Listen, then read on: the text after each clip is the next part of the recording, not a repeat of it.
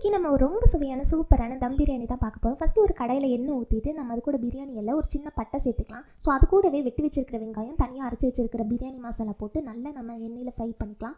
So இஞ்சி பூண்டை நம்ம போட்டு இஞ்சி பூண்டு வாசம் போகிற வரைக்கும் வதக்கிட்டு 2 பச்சை மிளகாய், ஸோ கூடவே சின்ன சின்னதாக வெட்டி வச்சிருக்கிற தக்காளி நல்லா உங்களுக்கு கண்ணுக்கு தெரியாத மாதிரி மேஷ் ஆகணும். அது கூடவே புதினா ப்ளஸ் கொத்தமல்லி நம்ம போட்டாச்சு. ஸோ இப்போ வச்சிருக்கிறதுல நம்ம சிக்கனை டேரெக்டாக உள்ளே போட்டு நம்ம நல்லா கலந்துக்கலாம். சிக்கன் கூடவே இப்போ நம்ம தயிர் ஊற்றி நம்ம கொஞ்சம் நேரம் அதை வந்து கலக்கிக்கலாம். ஸோ அது கூடவே நான் கரம் மசாலா கொஞ்சம் ஆட் பண்ணிக்கிறேன்.